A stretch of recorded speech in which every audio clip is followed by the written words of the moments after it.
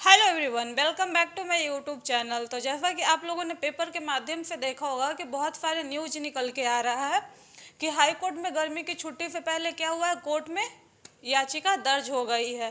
तो कई लोग खुश होंगे और कई लोग दुखी भी होंगे। जो पढ़ने वाले लोग हैं वो क्या है, दुखी हैं, और जो नहीं पढ़ने वाले हैं वो लोग खुश हैं कि चलो अगर हाई कोर्ट से अगर हम लोग जीतते हैं तो हम लोग को क्या है, ऐसे ही नियोजित कर लिया जाएगा। लेकिन अगर हम लोग देखिए लॉ के हिसाब से देखेंगे तो आज मैं उसी पर डिस्कस करूंगी कि अगर लॉ के हिसाब से देखा जाए तो गवर्नमेंट सही है या जो नियोजित शिक्षक हैं यहाँ स्टेट सीटेड पास हैं वो सही है। तो आज हम लोग यही सब बात मुद्दे पर बात करेंगे। और यहाँ पर क्या हुआ है कि याचिका तो दायर हो गया है लेकिन लिफ्टिंग हम लोग का क्या है, 1 मंथ बाद होगा। तो उससे पहले क्या है, वैकेंसी आ जाएगी जो कि आना तय है। क्योंकि अभी क्या हो रहा है कि गर्मी का छुट्टी है 16 या 18 जून तक। तब तक तो क्या है, बीपीएससी ने बोला है कि नेक्स्ट वीक ही हम लोग क्या करेंगे, नोटिफिकेशन निकाल देंगे। तो उससे पहले क्या है, हम लोग का नोटिफिकेशन आ जाएगा। और यहाँ ये भी बोला है कि शिक्षक वैकेंसी है जो पहले हाई कोर्ट में केस, और अब फर्क पे क्या है, नियोजित शिक्षक है। नियोजित शिक्षक की माने तो वो चाहते हैं कि उनको क्या है, बिना एग्जाम दिए ही उनको राज्यक्रमी का दर्जा दे दिया जाए। तो चलिए, उनका तो एक तरफ से बोलिए कि उनको सैलरी मिल रहा है, अगर लेट भी होता है बहाली तो उनको इससे कोई प्रॉब्लम नहीं होगा। लेकिन ऐसे लोगों का क्या होगा जो बेरोजगार बैठे हुए हैं, इस वैकेंसी के आस में बैठे हुए थे, उनका क्या होगा। और नहीं पढ़ने वाले भी लोग हैं तो क्या है, वो तो खुश हैं जो, लेकिन पढ़ने वाले हैं और इस वैकेंसी के आस में कई लंबे समय से बैठे हुए हैं, उनके लिए तो ये बोलिए एक तरह से क्या है, उनके लिए क्या बैड न्यूज है। क्योंकि क्या है कि अगर केस होता है तो क्या है, कुछ नहीं, बहाली पर रोक लगेगा। हो सकता है कुछ टाइम और होगा, बहाली तो होगा ही, लेकिन क्या है उसमें और थोड़ा टाइम लंबा लगे। क्योंकि जैसे ही हम लोगों ने सुना था कि अगस्त में एग्ज़ाम होगा और नवंबर दिसंबर तक क्या है, हम लोग को ज्वाइनिंग भी दे दिया जाएगा। यानी कि जो प्रोसेस बहुत फास्ट होने वाला है, हो सकता है उसमें और टाइम लगेगा। तो देखिए, आज न्यूज़पेपर में हम लोग का क्या है, बहुत सारी बातें दी हुई थी, तो उसको मैंने पॉइंट वाइज नोट किया है।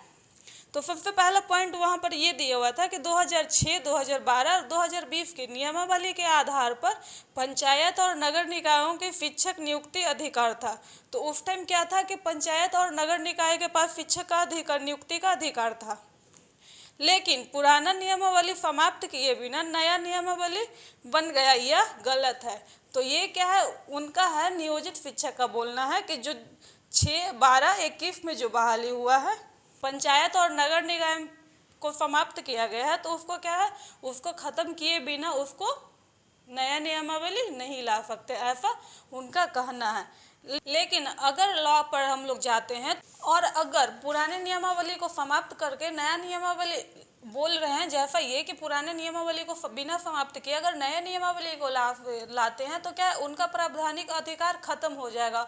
और जो अभी पंचायत और नगर निकाय पर हम लोग का क्या हो रहा था, उनको क्या किया जा रहा था, रेगुलेट किया जा रहा था, तो वो नहीं हो पाएगा। ऐसे में क्या है, एक वैधानिक संकट उत्पन्न हो सकता है। ये शिक्षक जाएं तो जाएं कहाँ, इसीलिए यह कहना उनका गलत है कि जो पुराने नियमावली को ख़त्म किए बिना आप नया नियमावली ले आए। वो क्या है, नया नियमावली ला सकते हैं। अगर वो पुराने नियमावली को ख़त्म करने बोल रहे हैं तो इसमें उनका ही लॉस है, क्योंकि उसके बाद उनका कोई अधिकार नहीं रहेगा। तो पहला पॉइंट हम लोग का क्या था, ये था। सेकंड पॉइंट हम लोग का क्या दिया हुआ था कि संविधान के तहत ही पंचायत और नगर निकायों को स्कूल में शिक्षक भर्ती का अधिकार दिया गया था। तो ये बात बिल्कुल सही है कि उस टाइम क्या था, संविधान के तहत ही पंचायत और नगर निकायों को स्कूल में शिक्षक भर्ती का अधिकार दिया गया था। तो उस टाइम क्या हुआ था कि संविधान द्वारा अधिकार दिया गया कि पंचायत और नगर निकायों को इनकी नियुक्ति की गई थी। हाँ, तो ये बिल्कुल सही है। पहले भी क्या होता था कि स्कूल में क्या होते थे कि नियोजित शिक्षक भी होते थे और रेगुलर शिक्षक भी होते थे। इसलिए आप ये नहीं कह सकते हैं कि एक स्कूल में दो तरह के शिक्षक हो सकते हैं, नियोजित शिक्षक होंगे, रेगुलर शिक्षक होंगे। और हाँ, अगर आपको भी रेगुलर शिक्षक का अधिकार चाहिए तो आप भी एग्जाम दीजिए, क्वालिफाई कीजिए, आपको भी रेगुलर शिक्षक का अधिकार मिल जाएगा। लेकिन नहीं, क्या है, नियोजित शिक्षक को क्या है, बहुत सारे एफएटी स्कूल में, यह बिहार गवर्नमेंट का इतना बुरा हाल है कि बहुत सारे ऐसे शिक्षक हैं कि उनको कुछ नहीं आता है लेकिन उनको सैलरी मिल रहा है, और बहुत सारे पढ़े लिखे लोग हैं जो फर्क पे हैं अभी भी, इसीलिए वो लोग को इतना प्रॉब्लम हो रहा है। आप तो इतने 2006 पे बात कर रहे हैं, तो 2006 पे अरे आप सैलरी उठा रहे हैं ना, स्कूल में पढ़ा रहे हैं, तो आपको क्या है, एग्जाम क्वालिफाई करने का भी नॉलेज नहीं है, तो किस बात के आप टीचर हैं। और उसमें ये भी लिखा हुआ था कि नई नियमावली का ड्राफ्ट और पब्लिक डोमेन में रखकर आपत्ति भी नहीं ली गई। एक ही स्कूल में दो तरह के शिक्षक होंगे, इनका कहना है कि जो ड्राफ्ट बना है पब्लिक डोमेन के आधार पे, तो पब्लिक से क्यों नहीं परमिशन लिया गया। तो कई बार ऐसा होता है कि जब ड्राफ्ट तैयार किया जाता है तो पब्लिक से राय मशवरा नहीं करके क्या किया जाता है कि तो उसको क्या किया जाता है कि एक कमेटी बनाया जाता है। कई बार जब कानून बनाता है तो क्या होता है, वो कैबिनेट में जाता है, एक कैबिनेट का गठन किया जाता है, और अगर कमेटी ने उसको क्या किया, रिकमेंडेशन दे दिया, तो कमेटी के आधार पे वो निर्णय लेने के लिए सक्षम हैं। और अगर वो कमेटी की बात कर रहे हैं तो ये गवर्नमेंट का अगर देखा जाए तो उनका सही पॉलिसी है। यहाँ आप हाई कोर्ट में जाके आप उनको हरा नहीं सकते हैं, क्योंकि अगर लॉ के हिसाब से बोला जाए तो उनका निर्णय लेना सही है। और एक बात वहाँ क्या बोला गया है कि नियोजित शिक्षकों से नए शिक्षकों का वेतन अधिक कैसे हो सकता है। उनको ये भी चीज़ क्या है, मतलब कि राफ नहीं आ रहा है कि जो नियोजित शिक्षक हैं उनको वो, और अभी जो 2023 में नए शिक्षक बहाल होंगे तो उनसे उनका सैलरी कम कैसे हो सकता है। तो वो क्या है, एक नियोजित शिक्षक है। और ऐसा पहले भी होता था कि जो नियोजित शिक्षक हैं, एक ही स्कूल में नियोजित शिक्षक हैं और एक ही स्कूल में क्या है, रेगुलर शिक्षक हैं। और रेगुलर शिक्षक का सैलरी क्या होता है, हमेशा नियोजित शिक्षक से अधिक होता है, चाहे वो कभी भी बहाल हुए हों। और ऐसा बस टीचिंग लाइन में नहीं होता है, और भी जगह सचिवालय में भी देखो तो जो क्या है कॉन्ट्रैक्ट बेसिस पे गए हैं, उनका क्या है, उनको गवर्नमेंट हटा नहीं रही है, लेकिन उनका सैलरी जो आए हैं बहाल होकर ज्वाइनिंग मिला है उनका, तो उनसे उनका काफ़ी सैलरी कम रहता है। तो इस बात पे क्या है, नियोजित शिक्षक वाले ये नहीं बोल सकते हैं कि हम लोग से ज़्यादा सैलरी रेगुलर टीचर का क्यों है। और अगर हाँ आपको भी क्या चाहिए, रेगुलर का दर्जा चाहिए, तो आप एग्ज़ाम दीजिए। तो ये सब देखा जाए तो क्या है, अगर हाईकोर्ट में जरूर गया है, इससे होगा कुछ नहीं, क्या होगा, थोड़े लंबे टाइम के लिए क्या होगा, बहाली को में भी क्या किया जाता है कि स्टे लगा सकती है गवर्नमेंट, लेकिन बहाली तो हो गए।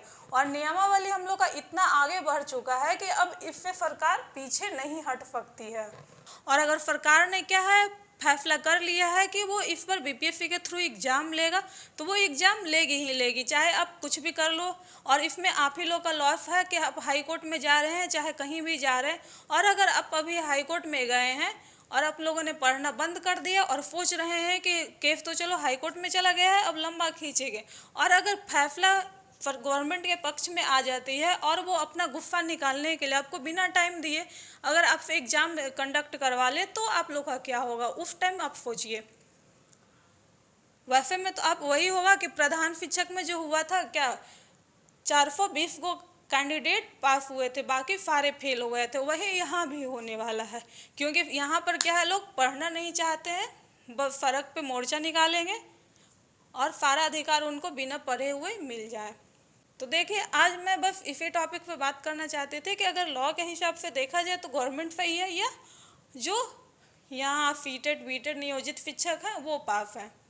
देखिए, मैं भी एक टीचर नहीं हूँ, लेकिन मैं भी इस पर एग्ज़ाम ही दूंगी, लेकिन मैं एग्ज़ाम देने के पक्ष में हूँ, क्योंकि अगर आपका एग्ज़ाम ले रहा है गवर्नमेंट, तो आप सोचो नियोजित होते हो तो आपको 20,000 सैलरी मिलता है, और अगर आपने इतने सारे एग्ज़ाम दिए हैं और एक एग्ज़ाम और आप क्वालिफाई करके जा रहे हो, तो आपका सीधा डबल सैलरी हो रहा है। जो 21 मिल रहा है वही आपको 40 मिलेगा, तो आपको तो एग्ज़ाम देकर ही जाने में फ़ायदा है। तो नहीं, आप लोग पढ़ोगे नहीं, लेकिन हाँ ये ज़रूर करोगे कि आप लोग क्या करना है, कुछ भी करके आप लोग को सरकार नियोजित कर दे बस। आप यहाँ देखो 1,70,000 वैकेंसी है, यहाँ इतना सारा वैकेंसी आया। अब वहाँ सोचो जहाँ 2,000 3,000 वैकेंसी आता और उस पर 5 लाख 6 लाख लोग फाइट करते, वहाँ क्या होता होगा। तो आप एक बार इस बात को भी सोच के देखिए। यहाँ तो कंपटीशन एटलीस्ट इतना कम है कि पूछ ही नहीं सकते हैं आप। क्या है, बहुत है तो 4-5 को लोग को आपको बीट करना है। और यहाँ क्या है, जहाँ निकलता है 50 कैंडिडेट 100 कैंडिडेट को बीट करना रहता है। तो सोचो आप कंपटीशन में अगर आप थोड़ा भी मेहनत करते हो तो ऐसा नहीं है कि बहुत ज़्यादा टफ है निकालना, क्योंकि निगेटिव मार्किंग भी हुआ है तो क्या है, निगेटिव मार्किंग किसी एक के लिए, सिंगल पर्सन के लिए नहीं है, सबके लिए है। तुक्का मारेंगे तो सभी का सही होगा, और गलत भी होगा तो सभी का गलत होगा। और यहाँ क्या है, निगेटिव है, तो एटलीस्ट ये तो रहेगा अगर आप पढ़ के जा रहे हैं तो आपका इतना जो बना के आ रहे हो आपका कन्फर्म है। तो चलिए, आज मैं बस यही सब मुद्दे पे बात करने के लिए आई थी। चलिए मिलते हैं नेक्स्ट वीडियो में। Thanks for watching.